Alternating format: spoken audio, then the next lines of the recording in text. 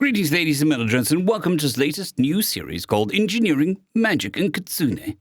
This will fill the fantasy spot in the roster, and if at any point you enjoy the story, I highly encourage going to the original source material and updating the original work. I'm sure the author would very much appreciate it. Anyways, on to the story. Engineering, Magic, and Kitsune, Chapter 1.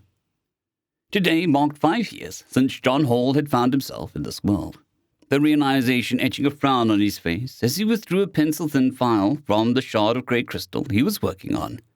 5 years of being shunned by the locals. 5 years of lingering on the edge of society like a spectre. 5 years since he was stolen away, a week after he finally got his dream job as an industrial engineer. Well, that ruined his mood fast. It was probably best to stop for now, lest he ruin the last day of work and have to start from scratch. Sighing, he carefully laid a cloth doused in magically null sap over the crystal to prevent the work-in-progress focus from being contaminated by outside influences. Memories from the boiling summer when his first cooling focus sputtered like a dying AC unit after a long, hard week of prototyping and refining it came to mind. And he shuddered at the mere idea of a repeat. Were he so inclined, he could have probably cooked eggs on the stones outside that summer.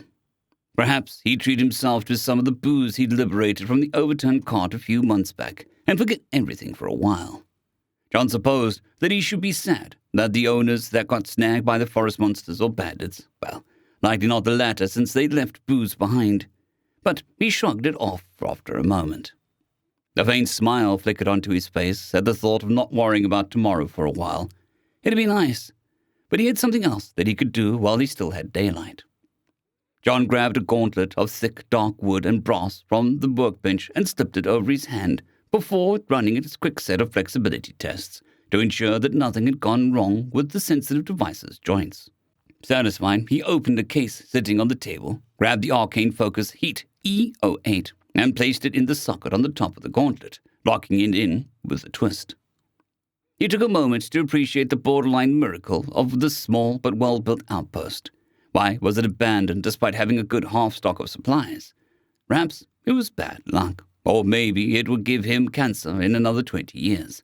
In any case, he would likely have starved or gotten eaten by something without it years back, so he'd deal with that if it came. After leaving the armory he'd repurposed into a workshop, John walked through the courtyard under the late afternoon light, noting his surroundings as he did so.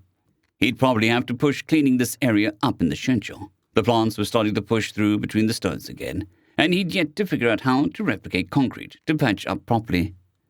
At least the fields were doing well this cycle, so he'd have plenty of winter stock, especially now that he had a proper cold room dug out under the barracks that he converted into a secondary warehouse. The primary warehouse stood right by the converted one, holding reasonable amounts of wood, various metals, and sealed ceramic jars of what seemed to be medicine. He'd never been brave enough to try and identify it after the first sniff sent him retching when it got you. He really should throw that stuff out. If it hadn't gone bad when he showed up, it definitely was now. Still, for all he knew, unsealing it to clean out the containers would release a smell that local wildlife would find irresistible, and he'd be up in his chest and gnashing teeth and razor claws. A project for another day. The main administrative building he used as his house was the same as ever. The 3-floored, white-painted wood building sitting on a stone foundation and looming over everything like a giant. Well, it was the same as ever, aside from a few spots that John just now noticed where the paint chipped away along the west side, likely from last night's storm. He'd have to get up there and reseal it sooner or later, lest rot set in on the unprotected wood. The fields were still doing fine. His impromptu arcane sun lamp seemed to be plenty to the liking of the strangely fast-growing local crops, a mixture of staples and herbs that he had found seeds for in storage and which had become the backbone of his diet. John was lucky that his harebrained idea with the magic lamps had worked. With how cloudy it had been for the last month and a half, he'd have never seen anything like it. If this kept up, he'd have to keep them running going forward. Magic. Sometimes, despite being well and truly familiar by this point, there was still a thrill to it that randomly hit him. It was probably the only genuinely positive aspect of his situation. If you had told John 5 years ago that he would be a wizard or artificer, or however you would classify him now, well, he would have laughed at you and called you high. However, if you had been able to convince him, he would have been positively ecstatic. Sure, he didn't have the innate abilities some locals seem to have, but he still wielded magic, even if it was through items, most even crafted by his hand. In any case, it should have bugged John more that he was in another world or another universe or whatever the hell happened to him. Yet there were still somehow potatoes. That was without even mentioning how vaguely Japanese the architecture and writing looked, and that potatoes are the New World crop on the top of being from another universe. But he honestly couldn't bring himself to care. Maybe one day he'd find some answers. John knew how to write in the local language, kind of, at least, even if he didn't speak it. It opened doors if he found someone who wouldn't run screaming, reach for their weapons, or call their magic. Arseholes. The locals were more or less human themselves, just bearing some superficial animalistic features like a tail or ears. Yet his lack was enough to set them into a tizzy. Hell, once he watched a caravan from the bushes and saw a man with nothing visible other than some faint scales that were almost entirely hidden under his shirt anyhow, and that guy had no issues with the rest of the people there. Maybe he smelled funny? Regardless, the books on maintaining the few magical tools he didn't make were helpful, or learning the local vertically written script and how to do basic artificey things.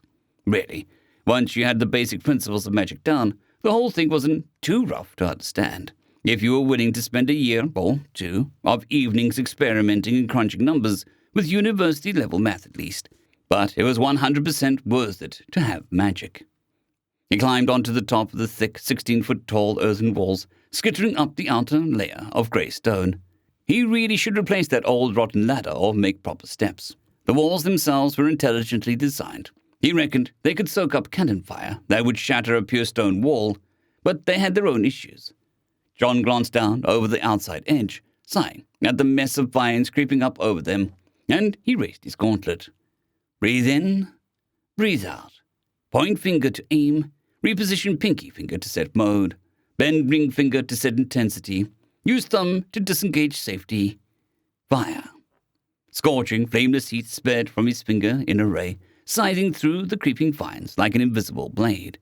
They fell away, stems vaguely smoked, into the heap below.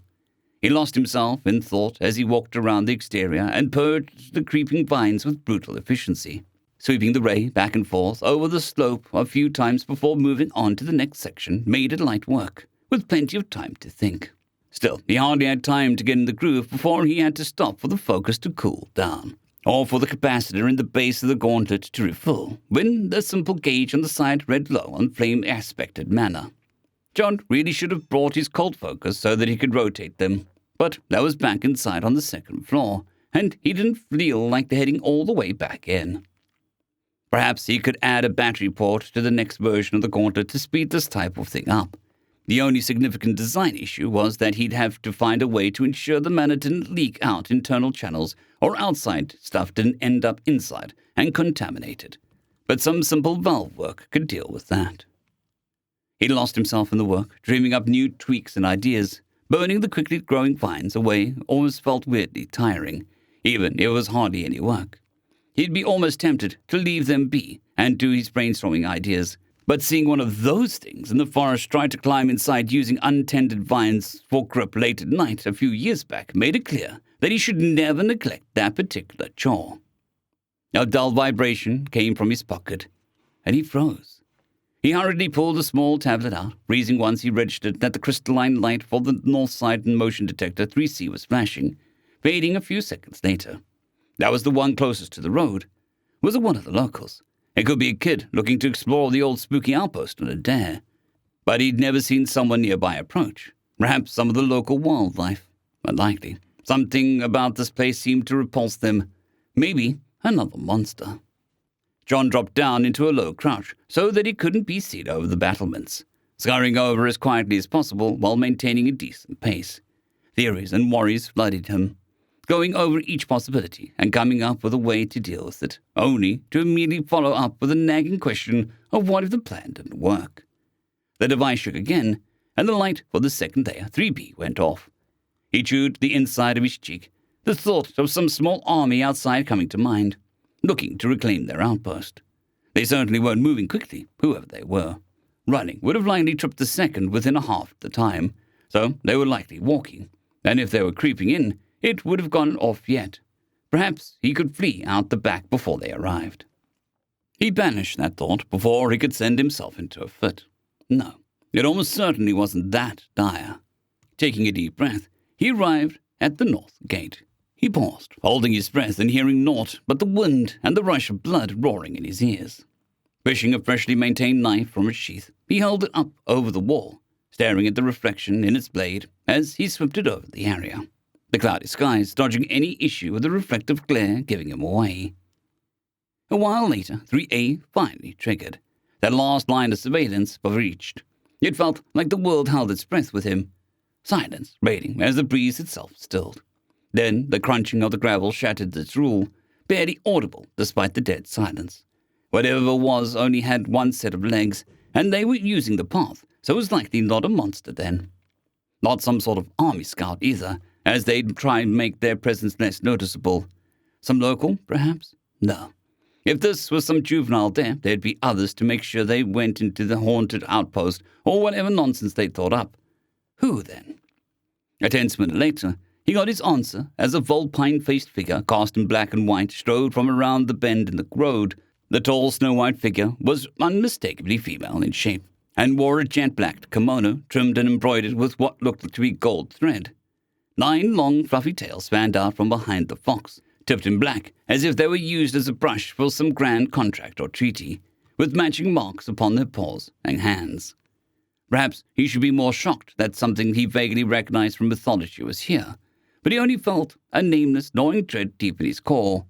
What was the significance of the 9-tailed foxes again?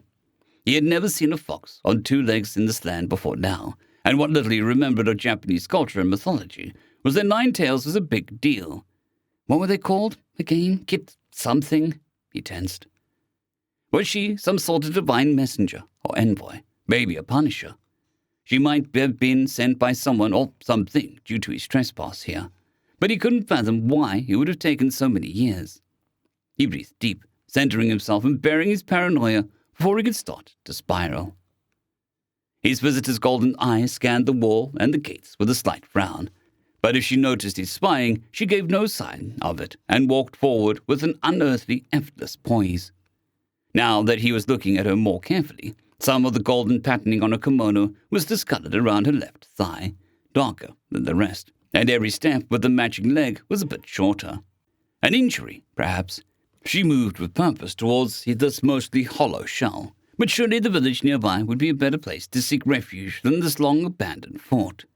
It had been vacant for over half a decade, at the bare minimum. John fought down the urge to curse as the realization struck him. If her info was outdated, she could have easily mistaken his maintenance as the owners still being here. There had to be a way to salvage this. Those didn't look too fancy to be traveling clothes and weren't terribly worn down by long-term use. Neither did she appear to have supplies on her, so she probably came from reasonably close by. Additionally, she would have likely not used stained clothes, so whatever happened to her must have happened since she left. Was she just someone who was lost and alone, perhaps even... She rapped her knuckles thrice upon the gate below, having wandered out of his view while he was busy wildly speculating. Panic flooded him before he clamped back down, slowly withdrawing the blade in silence and slipping into deep thought. He could just wait until she left to be safe. But then he'd be abandoning someone, and could be claimed to be much better than those who cast him out on sight. He had no way to talk to her, but he knew how to read and write in their language, at least to a degree, and if she was important, she was likely literate. She probably would just run away. She was rather unlike the average local's appearance, so she might not have the innate terror they seem to hold on regular humans. Little looked human of her aside from the 2-legged stance, and even then they ended in paws rather than feet, so perhaps he wouldn't be as uncanny to her as he was to them. Besides, so what if she did? It'd just be one more person taking a look at his ugly mug and sprinting away, and then he could go back to his work. She could attack him. He was armed and didn't see any weapons on her, and the local's magic seemed to have quite a bit of wind-up to it, unlike his. He was really going to do this, wasn't he? John sighed and stood, leaning over to look down at her. "Hey there," he rasped out, a third of a decade of misuse making his voice rough and weak, less like gravel and more like coarse sand. His visitor didn't jump nor run, no. Her ears perked up, and her gaze shot up towards him, a flash of surprise crossing her eyes before she looked him up and down like a specimen on display. Not a moment later, a small torrent of speech in her language spilled forth from her. Although he couldn't make neither heads or tails of it, her voice was low and smooth as honey, borderline melodic, with playful lilt to it that would have been almost teasing coming out of another person. Hope rose in his chest at the idea of someone willingly speaking to him before he was crushed alongside the equally unhelpful fear. She was still an enigma. "Sorry," he responded, shaking his head. "I'm afraid I don't speak your language." A frown crossed her face before fading away, followed by the Vulpine woman repeating a phrase in another language, then another, then a third, and he shook his head and muttered an apology to each in turn. John held up his finger to indicate that he'd be a second, although he had no idea whether she understood him as he hurried away. From his workshop he grabbed a few sheets of paper, an inkpot, and a brush that he'd liberated from the same cart as the booze. Usually he'd prefer his homemade pen for writing, but it was ill-suited for being intelligible when a thinner line could seemingly change the meaning of a character, even if you knew which ones were supposed to represent whole concepts and which were meant to be individual letters or sounds like English had. In large characters he wrote, "Hello, I only understand some writing. I am self-taught." At least that's what he hoped he was writing. This would be much simpler to explain if he knew what the character for language was. Carefully dialing heat E08 down so as to not incinerate his work, he dried the ink in a flash and rushed back to the entryway. Below, the fox tranquilly stood precisely where he left her, eyes locking onto his as soon as he climbed back up to the ramparts. He fought down the involuntary shiver. Something about her sent him ill at ease, even if she had done nothing to cause him distress beyond showing up. She was dangerous. Even if she harbored no special abilities, she was a complete unknown. John held the sheet of paper for her to read regardless. She studied it quizzically, eyes narrowing before flicking back to him, setting his instincts once more screaming about hidden danger. She turned, and for a second he feared that she would walk away, but she merely grabbed a stick and used it as a stylus to write in the gravel. "I am," she wrote, followed by the character he suspected was a name. However, it could just as easily have been what type of creature she was or a formal title. "I will keep my writing as simple as I can. I would like—" What followed was a character he didn't recognize, although he had seen it used in conjunction with a record of troops being rotated out of the front lines in a long, grinding conflict. Perhaps it meant some kind of short-term sanctuary. "I need a place to rest and heal." That confirmed his suspicions about a limp, at least. He frowned, sinking out of sight, before scribbling more on the paper, drawing it quickly, but importantly out of sight, as to not reveal his magic capabilities quite yet. It was a matter of safety, of course. It'd be a lot easier to defend himself if she didn't know John could ignite her from 30 paces. How fast it dried so that he could hang it out without dripping might be a bit suspect, but there was a world of difference between knowing that he could dry ink quickly and that he could specifically shoot heat towards where he was pointing with his gauntleted left hand. Of course, odds were his gauntlet had been invented elsewhere, so this was almost certainly futile. "I'm John," read the message, as he hung over the side, using English characters for his name. "I am human," again, going back to English rather than the pseudo-Japanese. He assumed it wasn't outright Japanese since he hadn't seen suffixes being added to names, even in personal documents. "Multiple of my kind are humans. How long would you need to stay?" The character he used for kind was from the battlefield report speaking of multiple different types of units. It probably had more martial meaning, but he'd hoped it was close enough. A curious tilt to her head as she drank in every detail of his form, leaving him feeling like a zoo animal in a cage. "John," he said, pointing to his name and tapping his chin. "Human." At that, he tapped in the word and then circled himself. "Humans." He circled a larger area around himself to imply group. Comprehension lit in the fox's eyes, and she carefully flashed a smile with too many pearly sharp teeth for his liking before pointing to an unfamiliar character. "Yuki," she chimed in an almost sing-song voice, tapping her chest. "Kitsune," she continued, drawing a character in the ground, then drawing it again, mimicking the same encircling motion that he made for the whole way. "Kitsune." Next, she wrote on the ground, "I would need 2 weeks." And at that, she hiked the leg of her kimono up. He fought down a heave at the sight, Her upper leg looked like someone had taken an axe to it. Deep gouges were hewn into her, looking as if much of her flesh was almost scooped out, and the afflicted area was stuffed with soaking through gauze and haphazardly bandaged over. On top of all of that, whoever did the work didn't even bother to clean the area, leaving dried crimson streaking down her leg. She shouldn't be walking with such ease. Hell, she should be dead. An infection should have set in by now, especially if she stayed out last night in the storm with no tent. He instinctively went to rush down to let her in before freezing. This Yuki should be dead. Why wasn't she? That wound could have easily led to her bleeding out. Never mind the smell attracting unwelcome visitors or touching on the near certainty of infection. He glanced back down towards her, frowning. She wasn't in any of the books about local forest monsters. Was she some sort of shapeshifter that could only enter if you let her? For all he knew, the limb would heal the second she stepped inside, and he would get his throat torn out with a single swipe. The safe thing to do would be to send her away. He ducked behind the walls and wrote, "Only 2 weeks. I'll provide you with fresh bandages, food, and medicine from my garden," before hanging it over the wall. Just because the wound hadn't become obviously infected yet didn't mean that it wouldn't at all. Thankfully, he had read up on a herb or two with medicinal uses and managed to grow them and isolate the active ingredients. A smile flickered onto Yuki's muzzle as she clasped her hands together and gave him a stately bow. Rather than musing on the implications, he flew down the slope, striding hurriedly over to the gate before slowing. Doubts crept up on him again, visions of everything that could go wrong as he neared the entrance. Images of finally dying alone in the woods just because something finally decided to attack with a modicum of guile flashed through his mind, bleeding out as she tore through his still-living flesh with razor-sharp teeth. He took a breath, removed the plank blocking the door, and swung the gate open to whatever fate may hold in store. End of Chapter 1.